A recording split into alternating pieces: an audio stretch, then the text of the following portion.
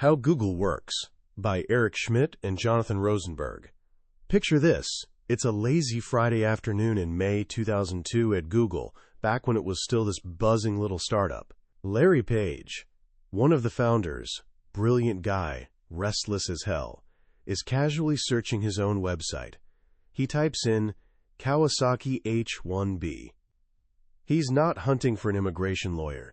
The man wants a vintage motorcycle. But the ads lighting up his screen? All law firms. He tries again. French cave paintings. Up pops an ad cheerfully, offering to, quote, buy French cave paintings from some random online store. Larry is absolutely horrified. Here's the thing. His company's entire mission is to organize the world's information and make it actually useful. But these ads, they're garbage. Digital noise. Clutter. To put it bluntly, they suck. Now, most company founders would have immediately called an emergency meeting, right? Hauled in the advertising department head, demanded presentations, launched a whole corporate initiative with action plans and timelines. But Google? Google wasn't playing by normal rules. Larry doesn't call anyone, doesn't fire off a single email. He just prints out those terrible search results, grabs a marker, and walks to the kitchen. He pins the pages to the bulletin board next to the pool table and scrawls across the top in big, angry letters. These ads suck. Then he goes home for the weekend. That's it. That one frustrated gesture would trigger a chain reaction that didn't just change Google forever. It revealed the secret DNA of building truly revolutionary companies. It's a story that shows us a completely different way of thinking about business, leadership, and what talented people can actually accomplish.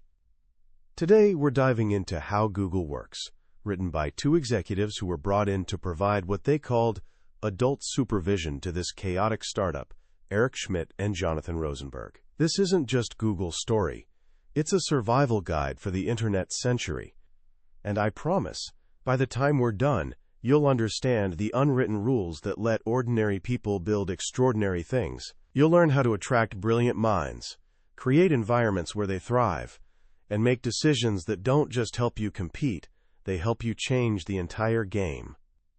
This is the story of how two seasoned executives had to unlearn everything they thought they knew about business, taught by the very people they were supposed to manage. Let's dive in. To really get what Eric Schmidt and Jonathan Rosenberg walked into, imagine this. You're a successful executive. You've run major companies, managed thousands of employees, earned your MBA, memorized the corporate playbook front to back. Then you show up at early 2000s Google and realize nobody here has even cracked open that playbook. Actually, they're writing a completely new one, and rule number one is, engineers run the show. When Eric Schmidt arrived for his first day as the new CEO, he couldn't even access his own office. A group of software engineers had decided it was a great workspace and just moved in. Instead of pulling rank and kicking them out, Eric, the CEO, quietly found himself a tiny closet-sized office down the hall. A few weeks later, he shows up to find he's got a new roommate. An engineer named Amit Patel had decided Eric's small office was still bigger than his, so he just set up shop.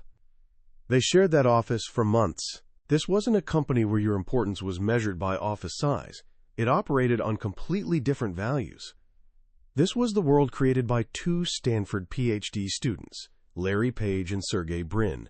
They didn't have business degrees, and they saw that as a feature, not a bug. Their principles were beautifully simple.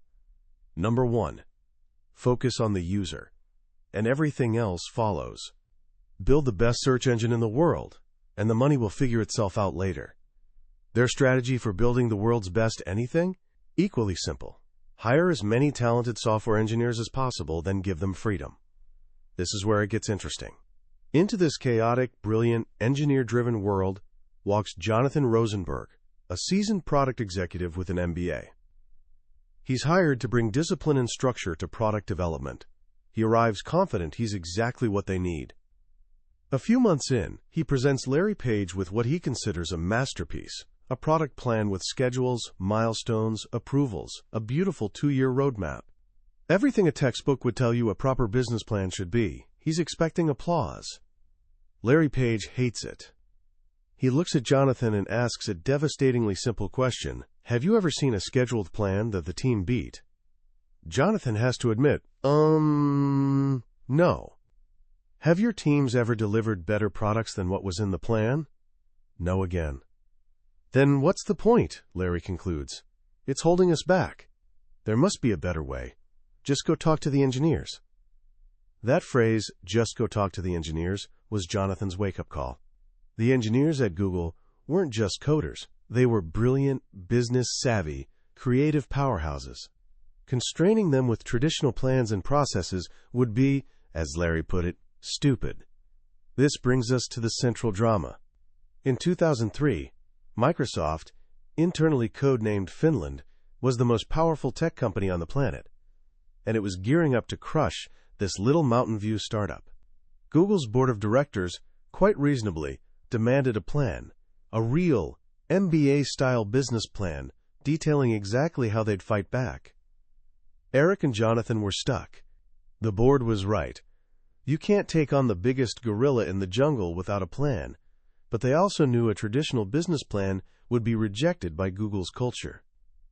It would be like transplanting an alien organ into the company's body, and the immune system, those brilliant engineers, would attack it immediately. Even worse, Larry and Sergey would kill it before it ever launched. So what did they do?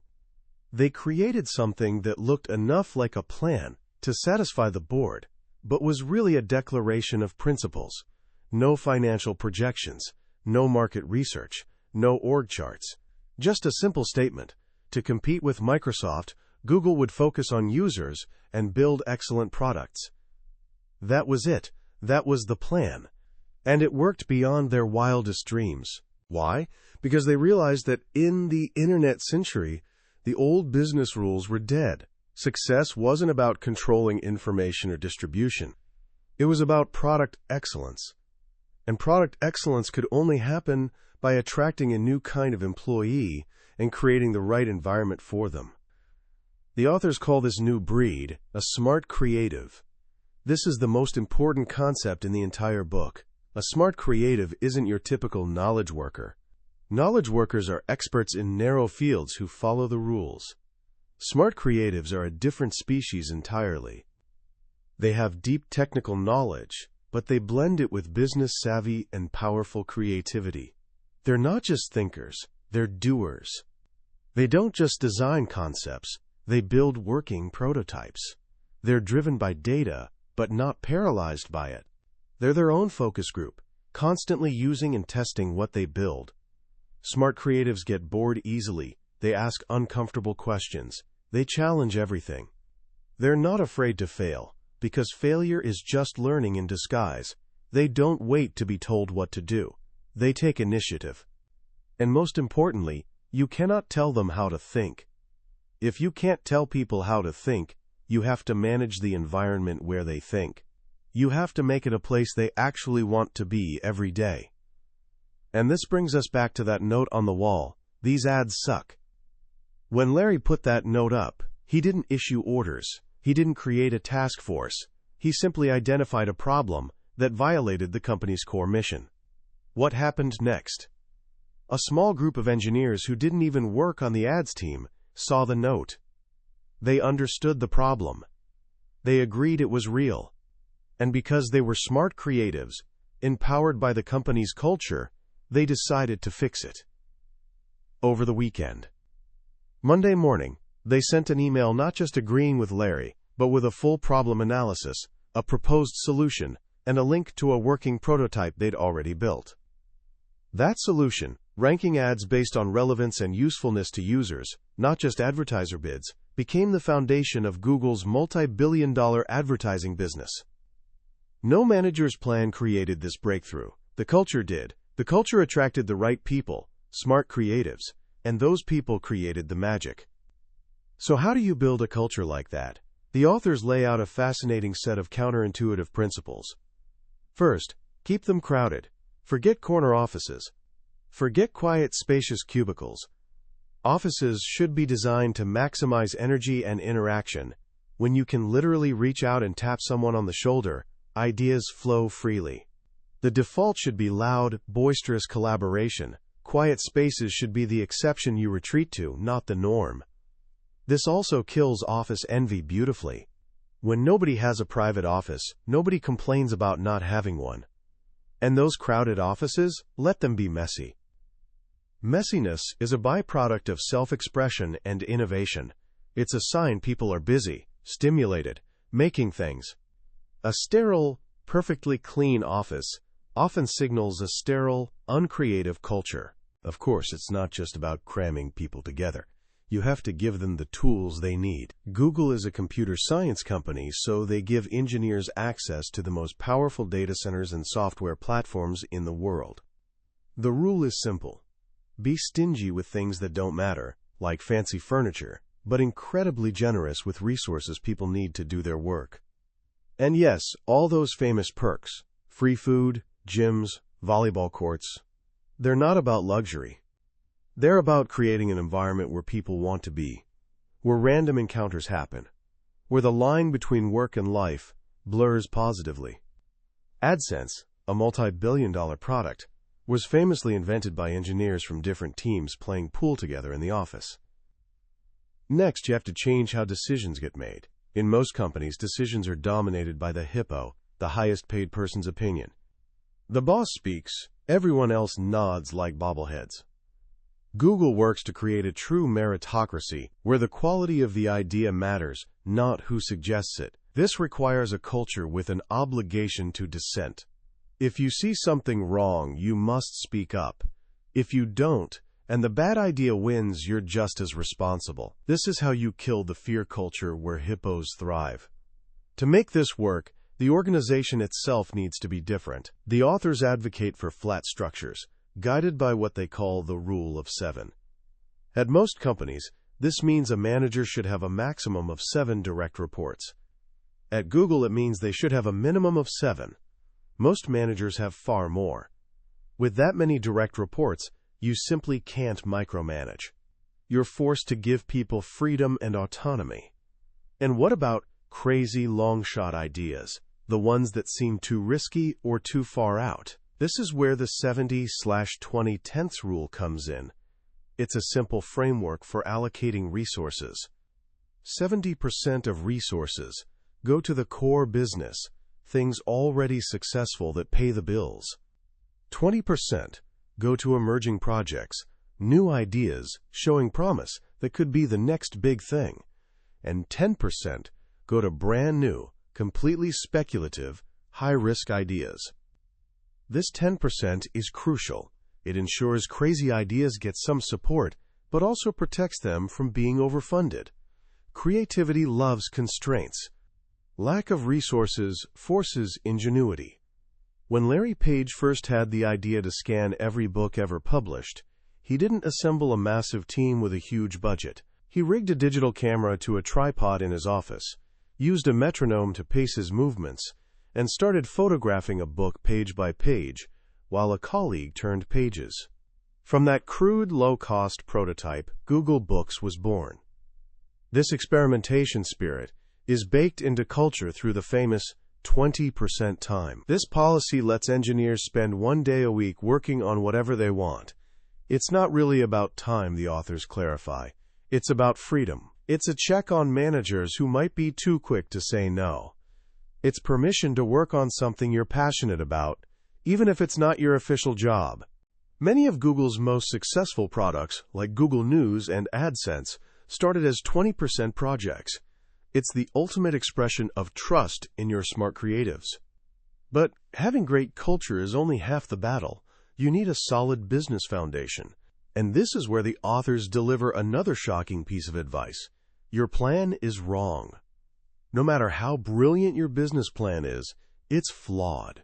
The world changes too fast. Venture capitalists don't invest in plans. They invest in teams, because great teams will recognize their plans' flaws and adapt. So instead of rigid plans, you need a stable foundation of principles. The first principle is to bet on technical insights, not market research. Market research tells you what customers say they want. It leads to incremental improvements. Henry Ford famously said, "If I had asked people what they wanted, they would have said faster horses."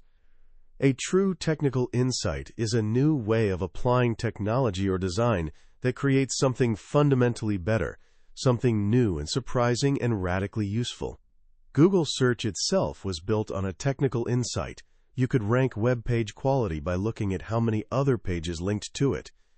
This was completely revolutionary. The book overflows with examples. AdWords was based on the insight that ads could be ranked as information. Google News was based on the insight that you could group stories algorithmically by topic, not by source. The second foundational principle is to optimize for growth. In the internet century, you don't just grow, you scale. This means growing very quickly and globally. To do this, you need to build platforms, not just products. A platform is something others can build on top of. Android is a platform. YouTube is a platform. These platforms become more valuable as more people use them. Early on, Google focused relentlessly on growing its user base, even when it wasn't making much money. They knew that if they built a massive, loyal audience, the business model would follow. They were generous with partners, sharing as much revenue as possible to encourage ecosystem growth. And the best way to scale a platform? Default to open, not closed. This is deeply counterintuitive for traditional business leaders, who are taught to build competitive advantages and defend them like fortresses. An open model means sharing intellectual property, using open standards, and making it easy for customers to leave. You trade control for scale and innovation. Android is the perfect example. Google made the operating system open source, available for any hardware manufacturer to use free. Apple, with iOS, took the opposite approach, maintaining complete control. Both have been massively successful. But the authors argue that unless you have a once-in-a-generation genius like Steve Jobs at the helm, who can be right almost all the time, defaulting to open is the better strategy. It lets you harness talents of thousands of people outside your company and drives innovation across an entire ecosystem. Of course, none of this works without the right people.